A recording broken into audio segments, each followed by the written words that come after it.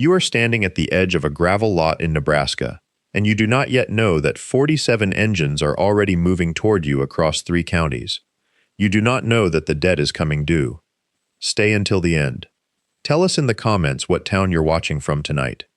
The Sinclair sign had not been lit in 4 years, and the dinosaur on it, that faded green Diplodocus, the mascot of a company that had stopped caring about this stretch of Highway 20 sometime around 1998, hung crooked on its post, ticking faintly in the wind like something with a slow pulse.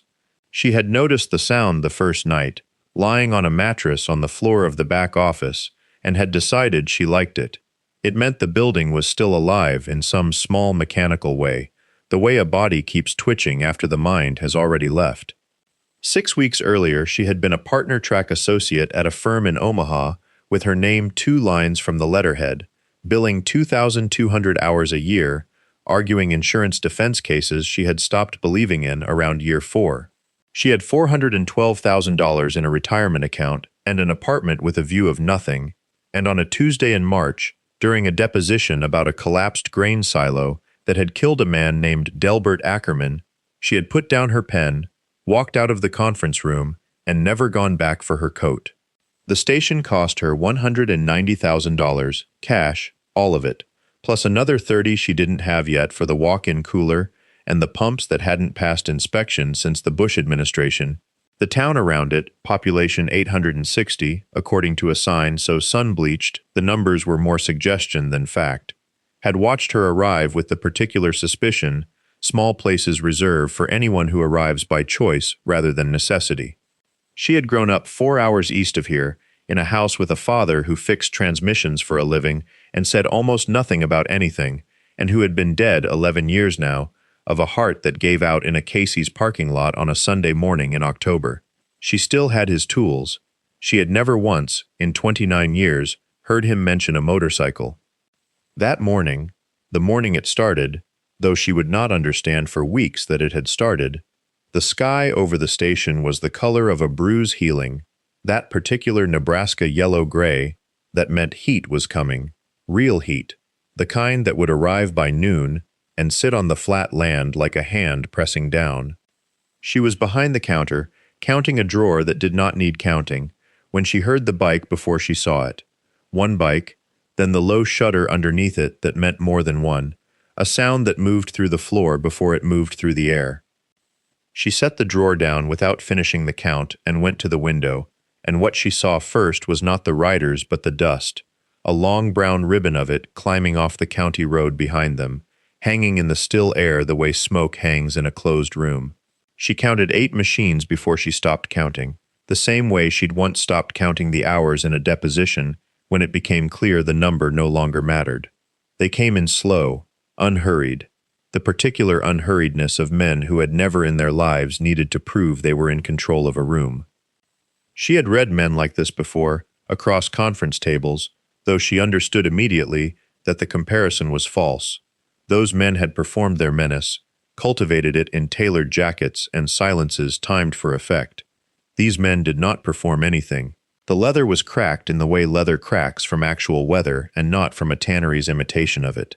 One of them, older than the rest, gray beard trimmed close, wore a patch on his vest that had faded past the point of legibility. Whatever letters had once been stitched there worn down to a pale ghost of thread. They parked in a loose crescent along the edge of the lot, engines dying one after another until the quiet that followed felt enormous, a quiet with weight to it, the kind that comes after a held breath is finally let out. No one moved toward the door right away. They seemed, if anything, to be looking at the building itself, the sagging Sinclair sign, the dinosaur faded to the color of an old bruise, the cracked concrete apron where the pumps stood, with something that was not quite recognition and not quite grief, but close enough to both that she felt it through the glass before she felt anything else. She wiped her palms on her jeans, a habit from courtrooms she had not managed to unlearn, and went to unlock the door though it had not been locked. The gray-bearded one came in alone. He was tall in the way old men are sometimes still tall, unbent by whatever years had tried to bend him, and he took his sunglasses off slowly, folding them one arm at a time, before he looked at her directly for the first time. Morning, he said, and nothing else. For long enough that she understood the silence was not accidental. His eyes moved over her face, the way a man reads a document he already suspects the ending of, checking it anyway, out of some obligation to thoroughness. Help you find something? She asked, because it was the sentence the counter required of her, though even as she said it, she felt how small it sounded against whatever had just arrived in her parking lot. He studied her a moment longer. Your father, he said, was a good man. She had not told him her father's name. The words sat in the room a long time before either of them moved to pick them up. Outside, the other riders had not dismounted. She could see them through the window, engines ticking as they cooled, a dozen men sitting easy in the saddle, the way men sit when they are waiting on something they already know the shape of. She looked back at the one standing across the counter from her, at the creases fanning from his eyes like something sun had written on him over decades, and she made herself ask the question instead of swallowing it. How do you know my father? It was not really a question, the way she said it. More a demand dressed as one, a lawyer's old reflex, and she watched something almost like approval cross his face at the shape of it. Long time ago, he said, before you were old enough to remember much of anything. He worked at the grain elevator, 31 years. He didn't know men like you. The bearded man did not argue with her. He simply reached into the breast pocket of his cut, unhurried, the way a man moves when he has rehearsed a gesture so many times it no longer requires thought, and set something on the counter between them. A patch. Small, rectangular, the fabric gone soft and gray at the edges the way cloth goes when it has been folded and unfolded inside a wallet for years instead of stitched to leather. She did not reach for it right away. He wore that once, the man said, before you were born, before the elevator, before your mother, before any of it. That's not possible. It's exactly possible, he said, not unkindly. That's the trouble with it. She looked down at the patch, at the letters worked into it that meant nothing to her, and clearly meant everything to him, and she felt the particular vertigo of a fact rearranging a life backward, the way a single line in a will can turn a father into a stranger without him ever having lied outright, simply by never having told her at all. She thought of the man who taught her to check oil and change a tire in the gravel lot behind their house, who never raised his voice, who died on a Tuesday in November 11 years ago, with his hands folded on a hospital blanket, like a man already at peace with whatever he owed.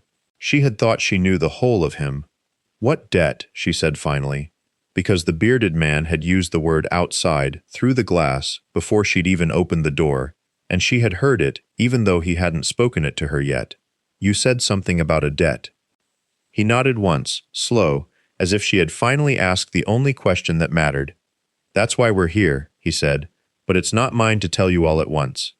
He said it the way men say things they've rehearsed for years without ever expecting to need them, and then he did not say anything else. The silence that followed had weight to it, the kind she recognized from depositions, from the seconds after a witness realizes he has already said too much and is deciding how much more the room can bear. She had spent 14 years in rooms like that, reading the small collapses in a person's shoulders, the way a jaw tightens before a lie, or loosens before a truth. She read him now. He was not lying, he was rationing. Outside, the light had shifted the way August light does in the last hour before evening, turning the gravel lot the color of a struck match, and the other riders had not moved from where they stood among the pumps, patient in a way that unsettled her more than any threat would have. Men who could wait like that had learned it somewhere specific. She thought of her father waiting, for weather, for parts, for her mother to finish crying in the next room, and understood, with the same vertigo as before, that patience was not a virtue she had invented in law school. It was inherited. She simply hadn't known from whom. Then tell me some of it, she said, enough to know if I should be afraid. You shouldn't, he said, and something in his face, not softness exactly, but the absence of hardness, made her believe him more than the words did. It's not that kind of debt. Nobody's coming to collect money. Nobody's coming to collect anything from you. Then what? He looked past her, toward the office, toward the calendar still nailed above the register, with a year on it that had ended a decade before she bought the place, as though the building itself were a ledger he was reading. Your daddy made a promise to some people, he said, a long time before you'd remember it being made. We've been keeping our half since. Figured it was time somebody told you the other half existed. She wanted to ask what the promise was. She wanted to ask who her father had been to men like this, whether the quiet, gray-eyed man who fixed her bicycle chain in the driveway had ever raised a fist for anyone, whether the calm she'd mistaken for gentleness had actually been the calm of someone who had already done the hardest things there were to do and simply never spoke of them again. But she had learned, in courtrooms, that the witness who wants to talk will talk on his own schedule, and pressing too soon only closes the door. So she said nothing. She only nodded, once, the way he had nodded to her, and let the silence stretch out over the gravel, and the pumps, and the 17 men waiting in the heat, like they had nowhere else in the world to be. The man with the gray eyes, not her father's eyes, she reminded herself, though the color kept trying to trick her, reached into his vest and produced a photograph, so worn at the corners it had gone soft as cloth. He did not hand it to her right away. He looked at it first, the way a man checks a wound before he shows someone else, and then he held it out. Her father stood in front of a building she didn't recognize, younger than she had ever known him, a cigarette burning down between two fingers, and a patch on his chest she couldn't read from the angle of the sun. Beside him stood 3 other men, younger too, all of them squinting into whatever camera had caught the moment, none of them smiling exactly, but none of them unhappy either. It was the face of a man who had somewhere to be, and people who would go there with him. 1989, the man said, before you were born, before your mother even, far as I know. She studied the photograph the way she used to study exhibits, looking for the detail that would tell her more than the obvious one. She found it in her father's hand, not the one holding the cigarette, but the other, resting on the shoulder of the man beside him, fingers curled in a grip that looked less like friendship and more like holding someone up. "Who is this?" she asked, tapping the man her father was holding on to.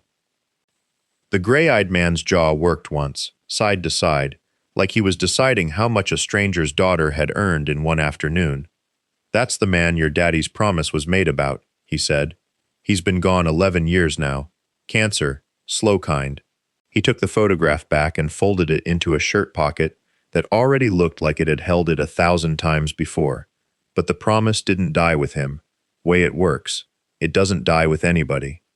Behind him, the 17 men had not moved, had not shifted their weight, or checked their phones, or done any of the small, restless things men do when they are only waiting. They stood the way soldiers stand at a memorial, patient in a manner that had nothing to do with idleness.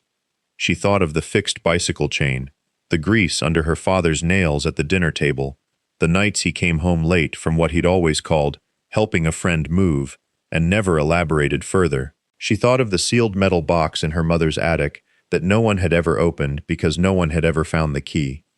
"There's a key somewhere," she heard herself say, not entirely sure why the words surfaced now. "In my mother's house. I've never known what it opens." The gray-eyed man went very still, the particular stillness of a man who has just been handed something he'd stopped expecting to find. "Find it," he said quietly. "Then we'll talk about the rest of what he owed." The 17 men left the way they had come, in a single unbroken line, engines catching one after another like a held breath released in stages, and she stood in the lot long after the last taillight had dissolved into the heat shimmer on the highway, the gray-eyed man's card still warm from her own palm where she had been gripping it without noticing. She called her mother that night. The conversation was short, and careful in the way conversations become when both people are protecting something the other doesn't know they're protecting. Her mother's voice had the particular brightness of a woman determined not to ask why. Yes, there was a box. Yes, it was still in the attic, behind the Christmas decorations nobody had touched since her father's funeral. No, she didn't know what was in it. She had asked him once, years ago, and he had looked at her. Her mother said this quietly, like a confession she'd been carrying a long time, like she had asked him to hand over something that wasn't only his to give. The drive to her mother's house took 4 hours she didn't remember driving. The attic smelled of cedar and dust, and the particular staleness of things left decades untouched, and the box was smaller than she'd imagined, gray steel, a combination of rust and old enamel. The kind of thing that might once have held tools or ammunition or nothing at all. It had no visible lock, only a keyhole, brass-rimmed, worn pale at the edges from a key that had been turned many times by a hand, now 22 years in the ground. She sat on the attic floor, with the box in her lap, for a long time, before she understood she wasn't going to find the key tonight, that her father, a man who kept his ledgers straight and his silences straighter, would not have made this easy, would not have left the answer sitting where anyone could stumble onto it.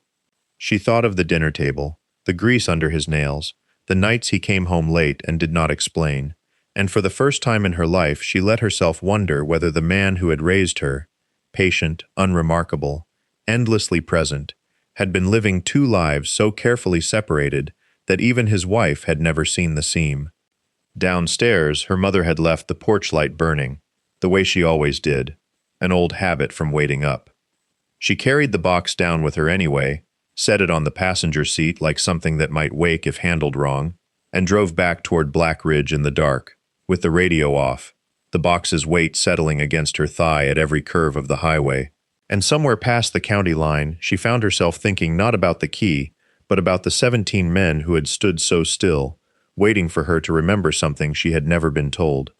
The station's lot was empty when she pulled in, the pumps dark, the sign's one working letter buzzing faintly against the wet Nebraska sky. She sat in the truck a long moment before carrying the box inside, past the counter, past the coffee pot she had forgotten to unplug, into the back room where she kept the safe her father had installed the year she left for law school. A heavy, outdated thing, olive drab, the kind sold to men who did not trust banks. She had never asked why a gas station needed a safe like that. She had assumed it was for cash drawers, for the nights the register ran high. The key from the box did not fit the padlock on the pumps, or the door to the storage shed. It fit the safe. Inside, beneath a stack of old registration papers and a coffee can of loose bolts, she found a manila envelope gone soft with age, and inside that, a single photograph. Her father younger than she had ever known him, leaner, a beard darker than the gray she remembered, standing beside a motorcycle she did not recognize, his arm looped around the shoulder of a man with a face she would later learn belonged to someone the club still spoke of in the past tense, with care. On the back, in her father's cramped handwriting, a date. Nothing else, no names. He had never been a man for explanations, only for keeping records precise enough that someone, someday, could reconstruct the truth without him having to say it out loud. She sat on the floor of the storage room with the photograph in her lap and did not cry, though she had expected to. What she felt instead was quieter than grief, something closer to recalibration, the sensation of a familiar shape turning to reveal an unfamiliar side. She thought of the 17 men standing in the gravel lot 2 days before, none of them speaking until the last possible moment, waiting on her the way men wait on weather, patient because they have no other choice. She did not sleep that night.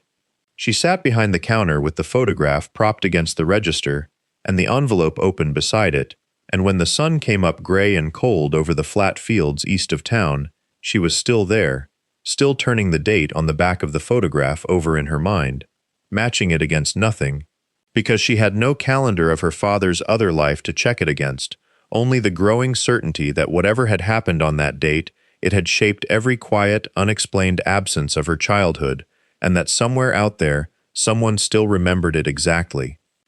The station opened at 6, the way it always opened, because habit does not care what a person has or has not slept through, and she stood behind the counter in yesterday's shirt, with the coffee maker gurgling behind her like it did every morning, indifferent to the fact that her father's name now meant something it had not meant the day before. She served the same 3 regulars who came before the sun was fully up.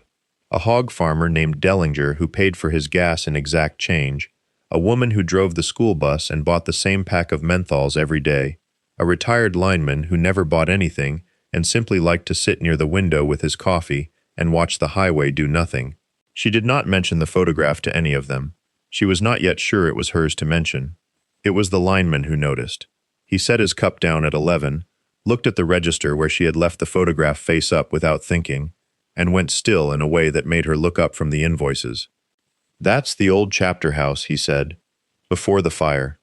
She asked him what fire, He did not answer right away, the way old men in that part of the country never answered right away, as if words had to be rationed against some future shortage. He turned his cup a quarter turn on the counter. Winter of '01, he said. Burned the whole west wing. Nobody died. Close, though. He looked at the photograph again, at the 7 men and the boy who did not smile, and something crossed his face that she could not name. Not quite fondness, not quite grief. Your daddy helped build it back, I remember that much. Whole summer, hauling lumber out there most weekends. Never said much about it. Man wasn't much for saying things. She asked if he remembered a date. No, he said. But there's a plaque, cornerstone, or near enough. They'd have put a date on it when they rebuilt. He drank the rest of his coffee in one motion, the way men do when they have decided a conversation is over before the other person has. Don't go looking for trouble, is all I'll say. Some of that fire, I don't think it started on its own. He left 40 cents on the counter for a coffee that cost $1.10 and did not come back to correct it, and she did not chase him for it, because she was already turning the words over the way she had turned the date over all night. A cornerstone, a plaque, a fire that might not have started on its own, and her father, with lumber over his shoulder, in a summer she had never been told about, building back something he had never once mentioned owning a piece of. She put the photograph in her jacket pocket instead of the drawer. The clubhouse sat 9 miles east on a county road that had stopped getting graded sometime in the last administration, a low cinder-block building with a new roof and old bones, the kind of place that had clearly burned once and been built back by people who were not in a hurry and were not spending money they did not have. She parked across the road first, the way she used to sit outside courtrooms before a hearing she wasn't sure she'd win, engine off, hands on the wheel, watching. There were a dozen motorcycles under a lean-to, and no people that she could see, and the flag out front hung dead still in air too hot to move it. She found the cornerstone the way the man at the counter said she would, low near the north corner, half-shadowed by a lilac bush somebody had planted and nobody had pruned in years. She knelt in the gravel to read it. The plaque was small, hand-cut, not the brass kind a bank donates, but the kind men make themselves when they want a thing to last and don't care if it's pretty. Rebuilt 1998. A list of names beneath, 8 of them, stamped crooked, the letters uneven where somebody had leaned too hard on the stamp and too light on the next. She read the list twice before she found it. Third from the bottom, no title, no rank, just a name she had spent 31 years signing checks with and had never once heard attached to a hammer. She did not know what she had expected. Something more, maybe. An explanation carved into concrete. Instead, there was just a name, stamped by his own hand or somebody standing near him, in a year she remembered clearly enough. The year of the science fair volcano. The year the transmission went out on the station wagon. The year he'd come home some weekends smelling of sawdust and said only that he'd been helping a friend. A friend. She stayed kneeling longer than the moment required, running her thumb once over the stamped letters the way she might run a thumb over a scar to confirm it was real, and then she stood, and her knees ached in the way that surprised her lately, 38 going on 60 in the joints if nowhere else, and she looked up to find she was not alone anymore. A woman stood in the clubhouse doorway, not young, hair gone the silver white of old rope, a cigarette unlit between 2 fingers, like she'd forgotten she was holding it. She was watching her the way people watch something they've been told about but never seen, not with alarm, not with welcome, something in between, something that looked almost like relief held very carefully in reserve. "You've got his hands," the woman said. "Didn't expect that to be the thing that got me." She did not know what to do with her hands after that, so she let them hang at her sides, empty, the way they had been empty for weeks now, in ways that had nothing to do with paperwork or briefs, or the particular ache of a phone that used to ring at all hours and now rang only for propane deliveries. The woman in the doorway had not moved. She seemed to be someone who had learned, a long time ago, that stillness was its own kind of speech. "You knew him," she said.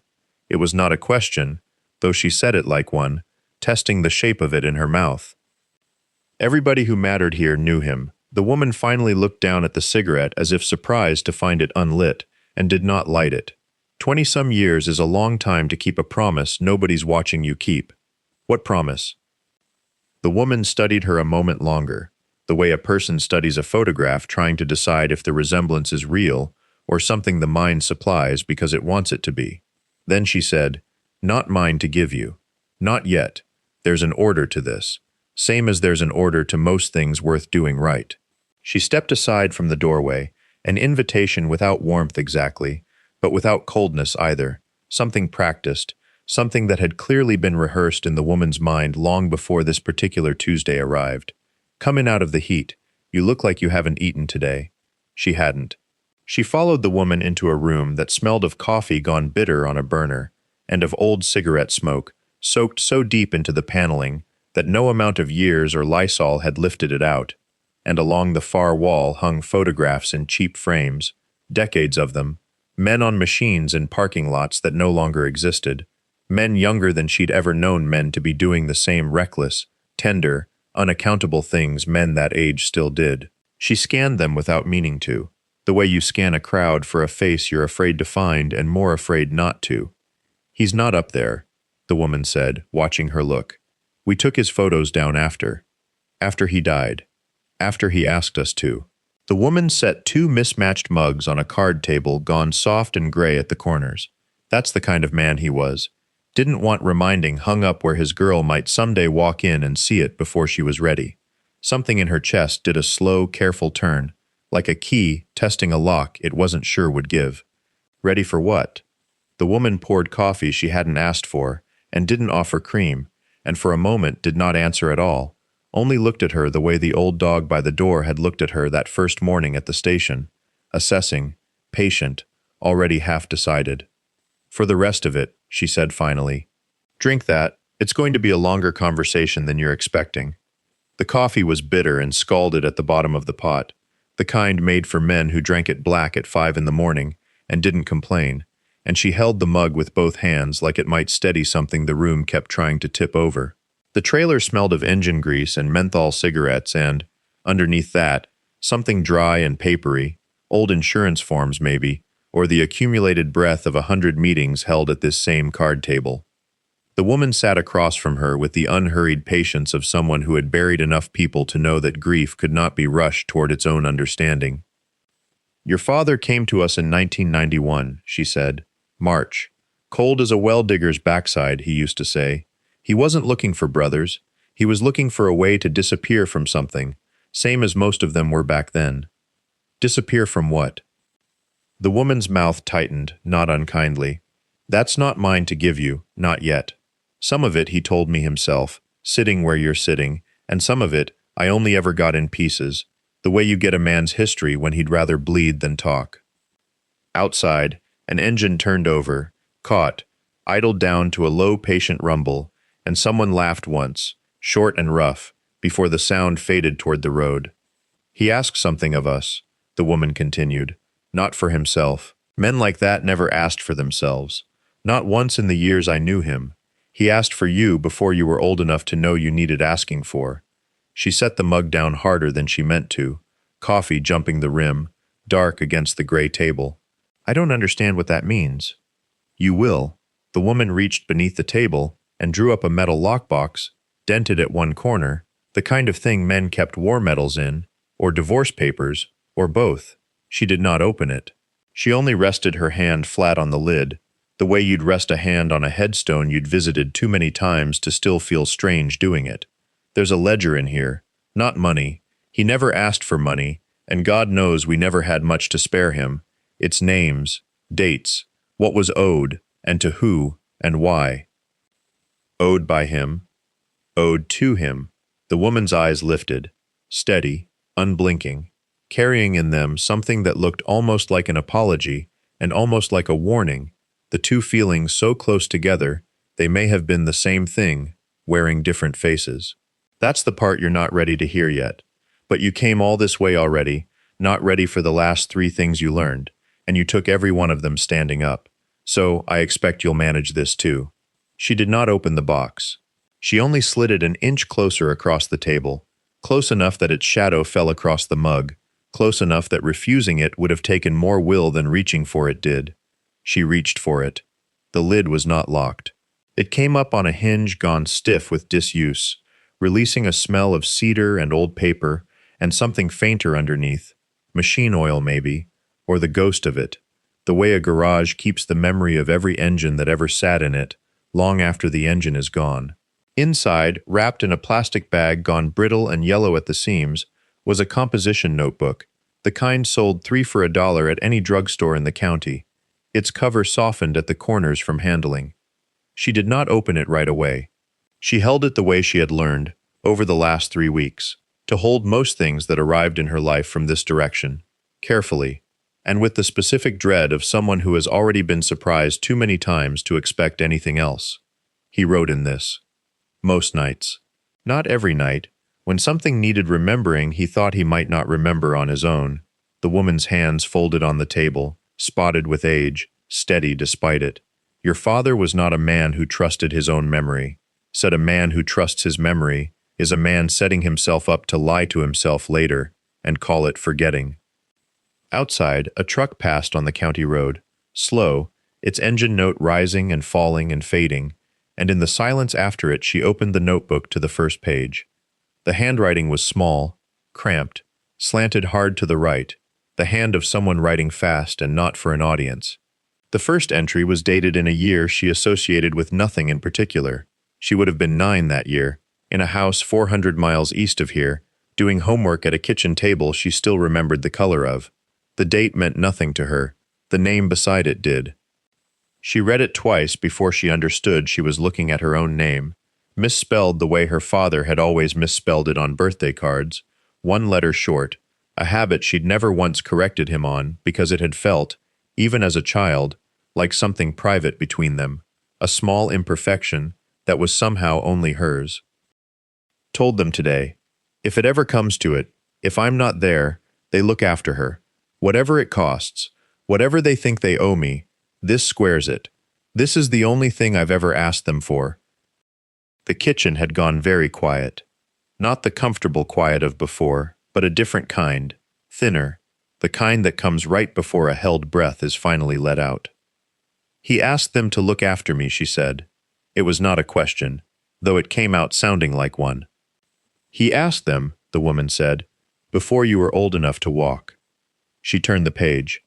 There were more names beneath it, more dates, and beside one of them, circled twice in ink, gone brown with age, a single word she did not yet understand, but would not stop thinking about for the rest of that night. Debt.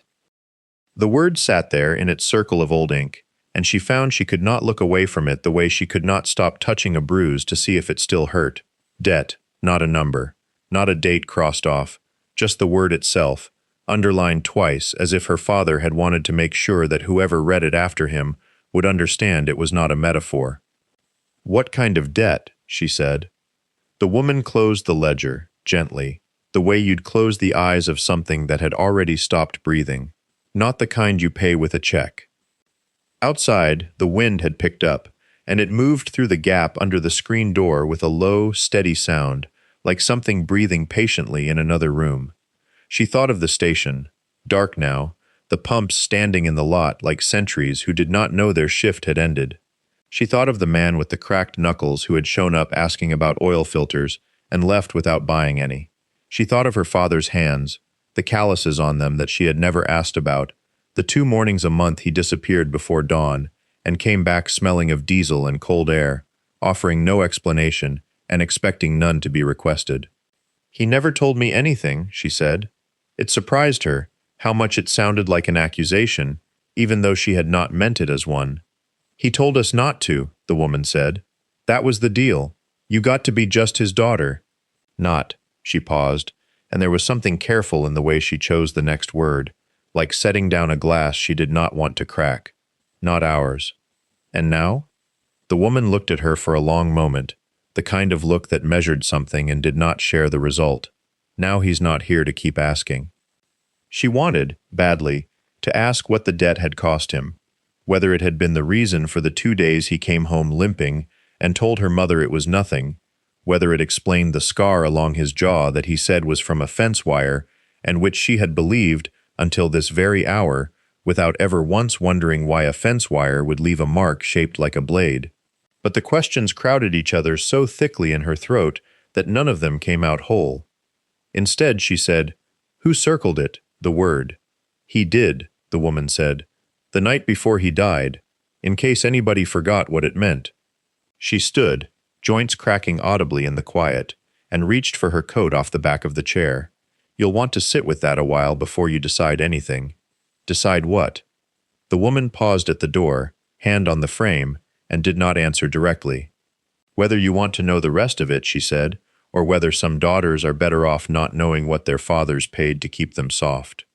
The door closed behind her with a soft click, and the sound seemed louder than it should have been in a room that had already absorbed so much silence that evening. She stood without moving, the ledger still open on the table where the old woman had left it, the circled word catching the kitchen light at an angle that made the ink look wet, though it had dried decades ago.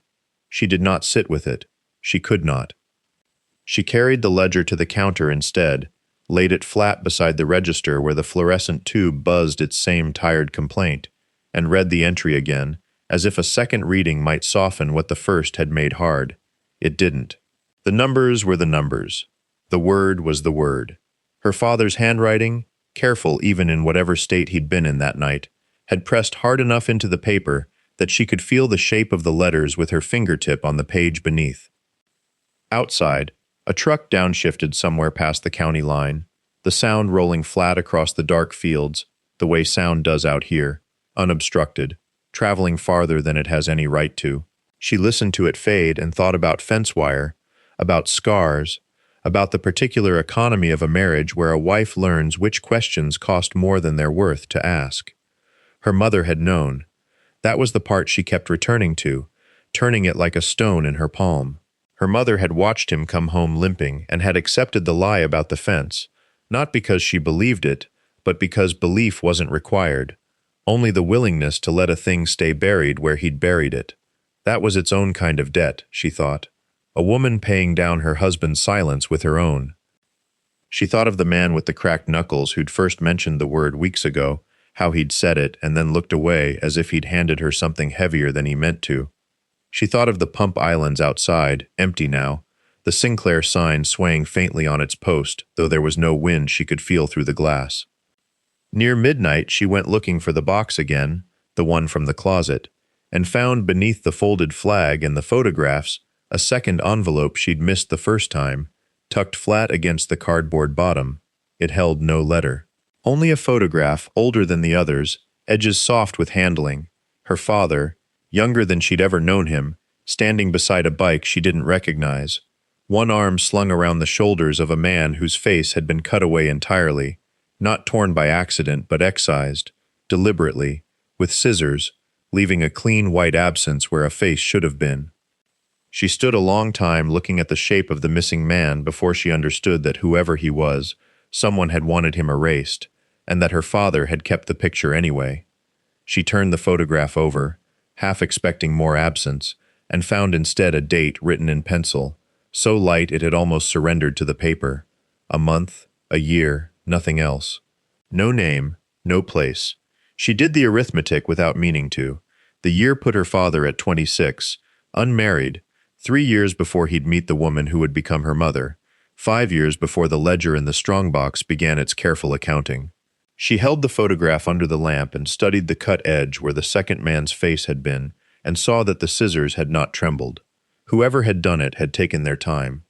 She slept badly and woke before the light came up, the photograph still on the nightstand where she'd set it face down, as if that might keep it from watching her. The crack-knuckled man came in a little after 7, before the coffee had finished its first pot, and she did not wait for him to reach the counter. She set the photograph down in front of him. He looked at it the way a man looks at weather he has been dreading. He did not touch it. His jaw worked once, twice, and something crossed his face that was not surprise. She understood that clearly, watching him, because surprise would have meant he hadn't known. This was recognition. This was a debt of his own, called due. Who cut him out? It wasn't a question the way she asked it. He heard that too. He was quiet long enough that the coffee machine finished its cycle and clicked off, and the silence afterward felt larger for it. "Not my place," he said. "Whose, then?" "There's a man coming Thursday." He said it slowly, testing each word before he let it go. "Older than me. older than most. He rode with your father before I did. He glanced at the photograph once more, briefly, like a man checking a wound to see if it was still bleeding. He'll know the face that isn't there. Will he tell me? Depends what you ask him. He pushed the coffee cup toward her without picking it up. Depends if you're ready to hear it in the order it happened, and not the order you want it to make sense. She didn't answer that. Outside, a truck pulled up to the pumps and idled, waiting, and neither of them moved toward it right away, the two of them standing on either side of the counter with the photograph between them, like a border neither wanted to be first to cross. When she finally went out to the pumps, the cold came off the tank in a wave, and she thought, not for the first time, that Thursday felt very far away, and that she had learned, these past weeks, to hate how slowly the truth arrived, when it arrived at all. One torn edge, one erased face, one waiting man at a time. The truck at the pumps belonged to a woman she didn't recognize, sunburned to the color of old brick, who paid in crumpled bills and never once looked at the photograph taped inside the register glass, though her eyes passed over it the way eyes pass over a gravestone in a cemetery they're only cutting through. She left. The lot went quiet again. Quiet in that particular way August afternoons in Nebraska go quiet, heat pressing the sound flat against the asphalt, until even the flies seemed to move slower. Thursday came the way. Distant things come, first as an idea, then suddenly, without the intervening days seeming to have earned their place. The man he'd told her about arrived not on a motorcycle, but in a truck older than she was, primer gray, one door a different color than the rest, and he did not cut the engine right away. He sat with his hands on the wheel for a long moment, the way men sit in church pews they haven't visited in years, working up whatever it took to walk back in. When he finally came inside, he was smaller than she expected, stooped at the shoulder, his beard the color of ash and cut close, and his eyes, when they found her, did something she had seen only twice before, in the coffee cup man and in her father's old photographs. They registered her not as a stranger, but as a resemblance, a thing half recognized. "You've got her mouth," he said, which was not what she expected anyone to say, ever, about her mother, who had been gone longer than her father, and whose mouth she had not thought of as a specific shape until that moment. She didn't ask him to sit. He sat anyway, at the counter, in the same chair, and set his hat down with a care that seemed disproportionate to the object. "I heard you've been asking," he said. "I heard you might have answers. I might have the ones that hurt worst first." He said it without cruelty, the way a man tells you the water's cold before you get in. That's usually how it goes. The easy ones come last, if they come at all. She poured him coffee he didn't ask for and didn't drink, and set the photograph between them, the same way it had sat between her and the last man, a small paper country whose borders kept shifting, depending on who stood over it. He looked at it for a long time before he spoke, and when he did, his voice had gone somewhere else, some other year. "That face that's gone," he said. "I was standing right next to him when it happened. Whatever you think you're about to hear, it isn't the whole thing. It's just the part I was there for." Outside, the wind picked up, carrying grit across the lot in a low hiss, and she understood, watching him turn the photograph slightly toward the window light, that whatever came next would not be the kind of thing a person could take back into themselves the way it went out. He turned the photograph a quarter-inch more, as if the light itself might correct something in it, and then he set it down flat and put 2 fingers on the edge, holding it the way a man holds a door he isn't sure he wants open. "October," he said. 22 years back, near enough. There was a stretch of road out past Ogallala. Nobody drove after dark if they had a choice. Your father had a choice that night. He didn't take it." She didn't ask why. She had learned, in the last month, that the why arrived on its own schedule, and that asking only slowed it down. "There was a girl," he said. 16, maybe. Belonged to nobody, the way some kids don't, not through any fault of their own. Her people had sold whatever claim they had on her a long time before that night, one way or another. She was standing on the shoulder of that road when 3 of us came up on her, and she looked at us the way you look at weather. Like it didn't matter what she wanted, it was going to happen regardless. He stopped. The coffee cooled in front of him, a thin skin forming on its surface, and he watched that instead of her. Your father got off his bike first, he said, before any of us. Told her to get behind him. She didn't understand yet that he meant it as protection. She flinched like it was the opposite. Outside, a truck downshifted on the highway, the sound rising and falling and gone, and the station held its silence around the two of them like something poured and set to cure. There was a car, he said. Two men in it who thought they owned something they didn't. Your father didn't raise his voice. That was the thing about him. Nobody tells you, in the stories that get told after. He didn't need to raise it. He just stood there being exactly as immovable as the situation required. And eventually, immovable is its own kind of argument. He looked up at her then, and something in his face had gone very old, older than his years accounted for. He put that girl on the back of his bike and rode her 200 miles to people who'd take her in proper. Missed his own daughter's birthday doing it. Never told anyone why he was gone. She sat very still. That's not the part that hurts, he said. That's just the part before it. He reached into his jacket, slow, the way a man moves when he doesn't want to startle something, and set a folded paper on the counter beside the photograph, its creases gone soft and gray with age, like it had been opened and closed more times than anyone had bothered to count. This is the part that hurts, he said, and did not unfold it yet. The wind had picked up outside, pushing grit against the window in a dry hiss, and neither of them looked toward it. She kept her eyes on the paper. It sat there the way a held breath sits in a chest, and she understood, without being told, that once he unfolded it, she would not be able to fold it back into not knowing. You don't have to, she said, though she did not mean it, and he seemed to know she didn't mean it, because he unfolded it anyway. It was a letter, her father's handwriting, the same slant she'd seen on birthday cards and the backs of grocery lists, but younger somehow, the loops looser, a hand that hadn't yet learned to hold itself so carefully. She saw her own name near the bottom before she let herself read anything else, and something in her chest folded in on itself like a held door finally given up.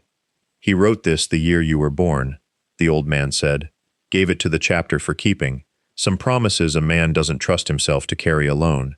He asks that if anything happens to him, anything at all, a wreck, a war, whatever the world decides to throw at a man who rides, that the Brotherhood look after you, not with money. He was specific about that, not money. He tapped the paper once, gently, as if it might bruise, with presence. That was his word, presence. She read it twice before she trusted her own eyes on it. The words were plain, unlawyerly, nothing like the documents she'd spent a career parsing for loopholes and liabilities. No clauses, no conditions, just a man asking men he trusted to stand where he could not. Why now, she said finally, and her voice came out smaller than she intended, scraped thin. Why not years ago? Why not when I needed? Because he asked us not to. The old man's jaw worked once, like the words cost him something to hand over. Said you'd had enough men in your life deciding what you needed protecting from. Said if we ever came, it should be because you'd earned finding out on your own terms, not because we handed you a debt like a bill collector. He folded the letter back along its old creases, careful, and slid it toward her rather than keeping it. He gave us 20 years of patience, ma'am. We were just following instructions.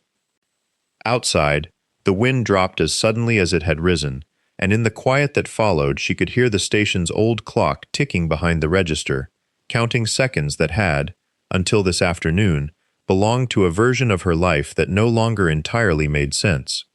She read the letter again, not because the words had changed, but because her eyes kept snagging on the same line. If she's anything like her mother, she'll want to argue with this, so don't let her. She almost laughed. It came out instead as something closer to a cough, dry and involuntary, and she pressed the back of her hand to her mouth like she could catch it before it escaped further. The old man watched her do this without comment. He had the patience of a man who had sat with grief before, hers or someone else's, and knew better than to fill the silence with anything but his own stillness. He knew I'd argue, she said. He knew you'd try to pay it back, the man said. Same thing, to men like us. She set the letter on the counter, squared it with the edge of the register like she could file it into some order that made sense. Outside, a truck passed on the highway, its engine fading east, toward towns she'd never bothered to learn the names of. The clock behind her kept ticking, and she found she was counting the seconds now, as if counting could slow whatever was unspooling in her chest. "There's more," the old man said. He said it gently, the way you'd tell someone the weather was about to turn. "Not tonight. But there's more, and you should know, it's coming before it gets here." "How much more?" "Enough that you'll want to sit down for it." He almost smiled, the ghost of something kinder underneath the leather and the gray. "Not today, though. Today you just needed the letter."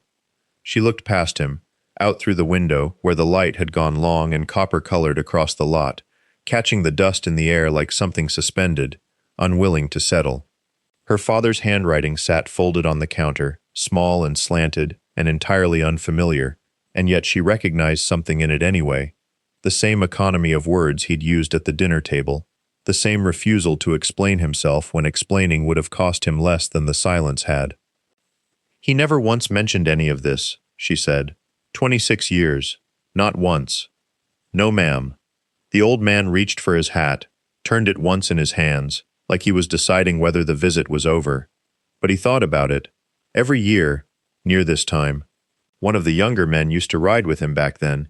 He said your father got quiet in August, every August, and wouldn't say why. She looked down at the letter again, at the date scrawled in the corner, and felt something in her chest go still and cold in a way that had nothing to do with the evening air coming in through the propped door. The date matched nothing she could place at first. Not a birthday, not the anniversary of her mother's death, not any occasion the family had ever marked with cake or quiet, or the particular silences her father kept for grief. She sat with it a long moment, turning the paper the way the old man had turned his hat, as though rotation might reveal an angle she hadn't seen. Then it came to her sideways, the way important things sometimes do. It was the week he'd disappeared from the house for 4 days when she was 11, driving to Omaha, he'd said, for work, though he worked at the elevator then, and Omaha had nothing to do with grain. She remembered her mother's face at the stove that week, drawn tight and unreadable, and the way no one had asked him where he'd gone when he came back, as if asking would have made something true that everyone preferred to leave folded shut. "He went to a funeral," she said, not quite a question. The old man's jaw worked once, like a man deciding how much weight a sentence could carry before it broke. "Man named Delbert Houck. Rode with your father before either of them wore a patch worth mentioning. Died on the 91, a stretch of road they don't even call that anymore." He set his hat down again, unfinished with leaving. "Your father made a promise to him. Before, not after, before, when it still cost something to promise it." "What promise?" "That's not mine to give you. Not tonight." He said it without cruelty, the way a man declines to open a door he knows isn't his house. "But I'll tell you this much, because I think you've earned it sitting here, reading a dead man's handwriting like it's a foreign language you almost speak. Your father didn't come around because he was ashamed of us. He came around because he was ashamed of what almost happened before we ever knew him. And a man like that, he doesn't bring that shame home to a kitchen table. He buries it in an envelope and hopes the ground holds." Outside, the copper light had gone to rust, then to the flat gray that comes just before the sky commits to night, and somewhere down the highway a single set of headlights swung wide onto the frontage road, slow, deliberate, the kind of pace that meant the driver already knew exactly where they were going. The headlights did not hurry. That was the first thing she noticed, the way a person notices weather changing before they admit to themselves it will matter. The slowness of it, the deliberate patience of a machine being ridden by someone who had made this turn 100 times and felt no need to make it faster now. The old man at her counter turned his head toward the window without moving the rest of him, the way a dog turns an ear before it turns its body, and something in his face settled, not alarm, more like recognition arriving on schedule. "That'll be him," he said. "Him who?" "The one who knew your father longest, before the rest of us, before there was a rest of us, if you want the truth of it." He said this the way a man reports weather, flat, without ornament, and reached for his hat a second time, this time lifting it, settling it low over eyes that had gone somewhere private. The bike came up the frontage road at a walking man's pace and turned into the gravel lot without gunning the engine, without any of the theater she'd come to expect from riders arriving somewhere they wanted noticed. It killed its own sound in stages, cooling metal ticking in the dark, and the rider sat a long moment before swinging a leg over, the deliberate care of a body that had learned, at some cost, not to trust its own knees. He was older than the man at her counter. Not by much. Enough. She watched him cross the lot in the sodium light, watched the way his boots found the ground like he was reading Braille through the soles, and she understood, before he'd said a single word, that whatever this man carried had been carried a long time, carefully, the way you carry something you have already dropped once. He stopped at the door and did not come in. He looked at her through the glass the way a man looks at a photograph he has kept in a wallet so long he no longer needs to take it out to see it, and when he finally spoke, his voice came muffled through the pane, low enough that she had to lean toward it without meaning to. "You've got her eyes," he said, not to her. To the man at the counter, though she was the only one standing close enough to hear it. Then, to her, directly, the way a door opens onto a room that has been dark a long time. "Your father asked me for one thing before he died. I've been waiting 20 years to give it to you." She did not ask him in right away. That was the thing the old-timer at the counter would tell people later, when the story had already hardened into the shape it would keep, that she made the man wait on the wrong side of the glass for the length of time it took to turn the sign from open to nothing at all, and to walk to the door herself, and to unlock it with her own hand instead of buzzing him through. Some things you did not let happen to you. You did them. He came in smelling of diesel and distance. Up close his face was a country of old weather, cheekbones like ridgelines, a scar through one eyebrow that had healed white and clean, the kind of scar that comes from something sharp and deliberate rather than an accident. He did not sit. He stood the way men stand when they have learned that a chair is a commitment. "What did he ask you for?" she said. He reached into his cut, slow, the way a man moves when he does not want to be misread, and set something on the counter between them, a key, not to a house. Too small, too old, the metal gone the soft gray of a coin carried in a pocket for decades. It sat there and did nothing, which was somehow worse than if it had done something. "There's a room," he said, "at the clubhouse, been locked since the week he died. Nobody's gone in. Wasn't ours to go in." Whose was it? His? And now it's yours. The old-timer, still at the counter, had gone very still, the way men go still, when they realize they are standing inside a moment they will describe wrong for the rest of their lives, no matter how carefully they try. She looked at the key and did not pick it up. 20 years, she said, and nobody thought to mention there was a room. He asked us not to, not till you came looking on your own. The man's jaw worked once. A small tectonic shift. He said you'd only trust it if you found it yourself, said you were built like him that way, stubborn as a fence post and twice as hard to move.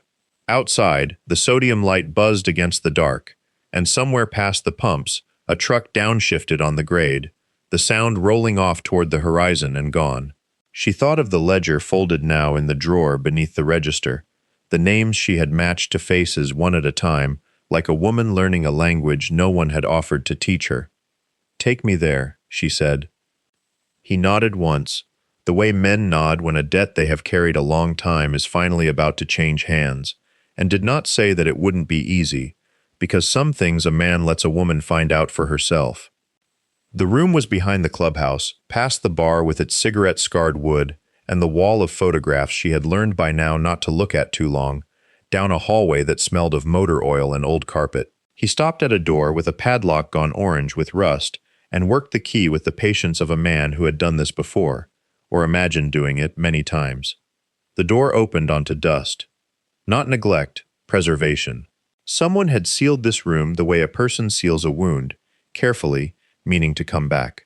A workbench ran the length of one wall, tools hung in outlines someone had traced in paint decades ago so each wrench would return to its shape. A calendar, from a year she recognized without wanting to. And in the corner, under a canvas tarp gone stiff with time, something with the unmistakable low silhouette of a motorcycle. She didn't move toward it. She stood in the doorway, the way a person stands at the edge of cold water, testing whether the body will agree to what the mind has already decided. "His," the man said. Not a question. He never wrote after you were born, said it wasn't safe, not with a family, not with the work he did on the side of the law instead of against it. A pause, the kind that costs something, but he couldn't sell it either. Some men can't kill a thing even when they've buried it. She crossed the room slowly, her boots loud against the concrete, and pulled the tarp back herself, refusing the help he offered with his hands half raised. The bike underneath was not beautiful in the way machines are sold as beautiful. It was scarred, patched, rebuilt in places with parts that didn't quite match, a working thing loved past the point of vanity. On the tank, faded but legible, someone had painted a name in narrow cursive. Her mother's name. She stood very still. She noticed she had stopped breathing before she noticed why. "He put that on the year you were born," the man said. "Told us it was so, he'd always be riding toward something instead of away from it." He looked at the bike the way men look at graves they've visited too many times to still cry at, but not so many times they've stopped feeling the weight. "We kept it running, every spring, just in case." In case of what? In case someone finally asked to see it. He met her eyes, and something in his face she hadn't seen before. Not grief exactly, closer to relief. "You're the first one who did." Outside, the wind moved through the yard, carrying the smell of rain still an hour off, and she stood in that sealed room with her father's name, in another woman's handwriting, glowing faintly under the bare bulb, understanding that the debt was not finished being counted. The anniversary came in October, the way it always did, with the cottonwoods along the highway shedding their leaves in slow yellow drifts, and the mornings sharp enough to fog a windshield. She had not slept the night before. She had spent it instead behind the register, wiping down a counter that was already clean, listening for the sound she now knew better than her own heartbeat, the low collective thunder of engines still miles out, arriving before they arrived. 47 of them came up the county road in a column that took nearly 4 minutes to pass, chrome catching the early light, colors flying, and she stood in the doorway of the station with her hand flat against the frame because she needed something solid to hold. They did not stop for gas. They came with lumber and shingles and a generator trailer. With a folded blueprint, the man with the ledger unrolled across her hood, showing her where the clubhouse roof had never been finished, where her father's plans had stopped midline 23 years ago. They worked through the day without asking permission, the way family works, and by afternoon, the building behind the station had a new roofline against the sky, raw and pale and honest. At dusk, they gathered her in the yard, engines silent now, wind carrying wood smoke from somewhere down the road. The man with the ledger held out a patch, small, worn soft at the edges, stitched with a single word she did not need explained. "He asked us for this, before you were old enough to remember him asking," he said. "Not money, not the station. This." She did not say anything. She noticed her hands were steady, which surprised her more than the patch itself. "You don't have to wear it," he said, "but it's yours." She took it, and felt in its weight the 20 years of silence, the sealed room, the bike with her mother's name on the tank, the debt that had never been about currency at all, only about someone showing up when no one else would. She pinned it to her jacket herself, under the low autumn sky, 47 riders watching without a word, and understood that her father had not hidden this from her to protect his secrets, but to protect her, until the day she was strong enough to stand inside it. She repainted the station sign that winter, not Sinclair anymore, a name instead, his road name, faded once on a gas tank, now bright above the pumps for anyone driving through Black Ridge to see.